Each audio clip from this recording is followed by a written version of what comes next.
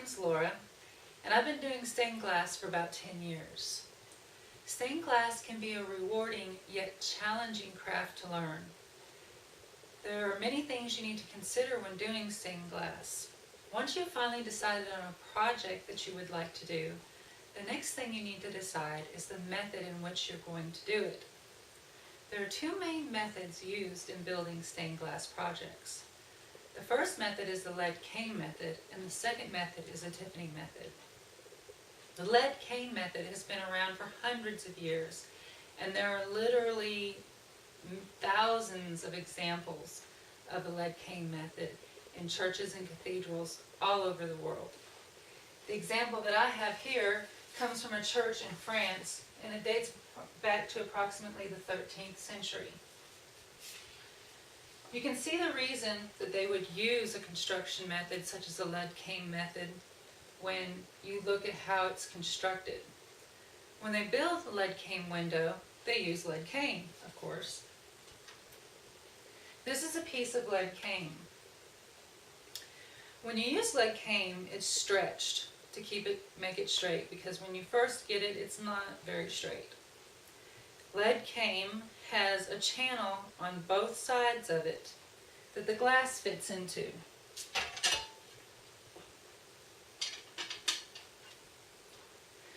When you're doing a stained glass project, the first thing you do is decide on the project and have a pattern for it. You take the pattern and you cut out every piece of stained glass according to the pattern. Once you have all your stained glass cut out, then you have to fit each piece of glass into your lead cane. And you're going to have a piece of glass on each side of the lead cane. Once you have your glass in the lead cane, you're going to cut the ends of the lead cane to the size of the glass. And then you're going to take another piece of lead cane and put it on another side of the glass until you have lead cane on all sides of every piece of glass.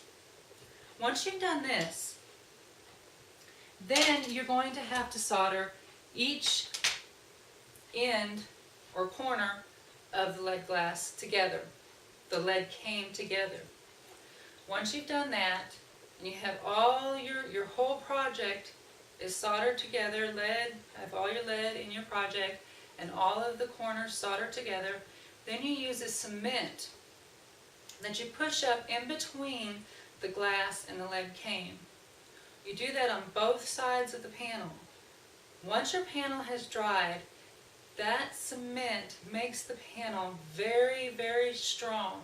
It also makes it waterproof, which makes it the perfect choice for windows that are going to be exposed to the environment.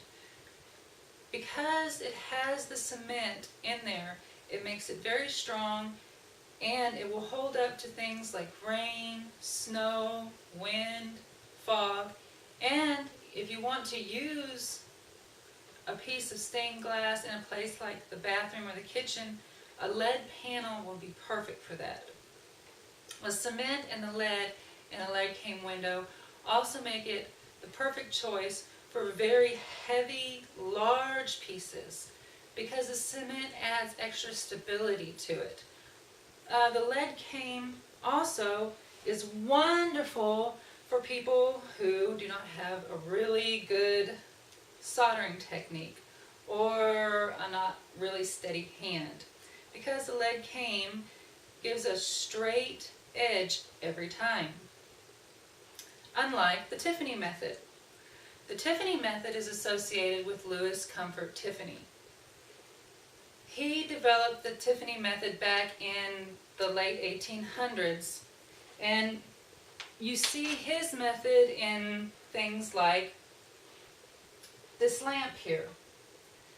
The reason the Tiffany method is so wonderful for 3D projects like this is because it doesn't use cement.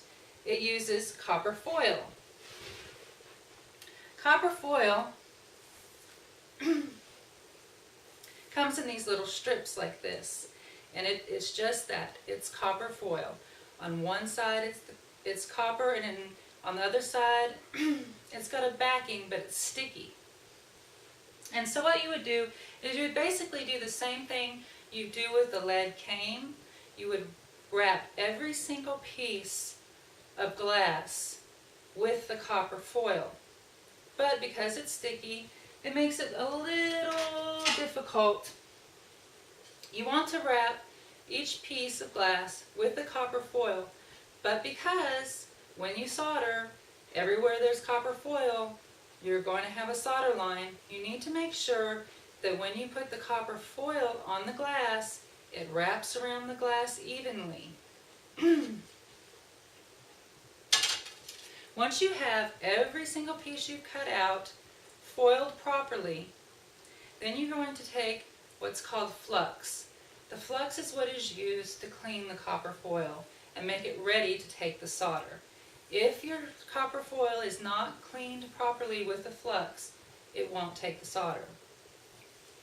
When you're ready to solder, you're going to use a solder that usually contains about 60% lead and 40% tin, such that it comes in rolls like this. You're going to use a solder gun and the solder, and you're going to go down using the solder gun and solder every single line where there's copper foil. You do this on both sides of the project. The advantages of using the Tiffany method is that you can do very intricate, detailed pieces. It also makes the pieces much lighter and much easier to make things that you see like the lamps or the boxes or the sun catchers that you see people have hanging in their windows. So it's really nice for those kinds of projects, say, as opposed to the lead glass pieces that you see maybe in people's doors that's really popular right now. Those pieces need to be made out of lead cane because those pieces are going to be exposed to a lot of vibration, the opening and closing of the doors. So really, in summary, it's very important that you understand what project you're going to do and where that project's going to be placed, because if you don't put the right project in the right place, you take the chance of that project becoming cracked or damaged or not lasting. If you put the right project in the right place, such as the example I showed you in the church window, it can last for hundreds and hundreds of years, and you can enjoy it for generations to come. If you have any more questions or you want to get involved in stained glass, you can always refer to YouTube, which is a great resource. There's always stuff on there about stained glass. Or there are wonderful instructional videos on Amazon.com that you can buy that will take you from the very beginning of what you need to buy, step by step how to build either leaded glass or Tiffany glass. So I hope you enjoyed my presentation, and I want to thank everybody for coming.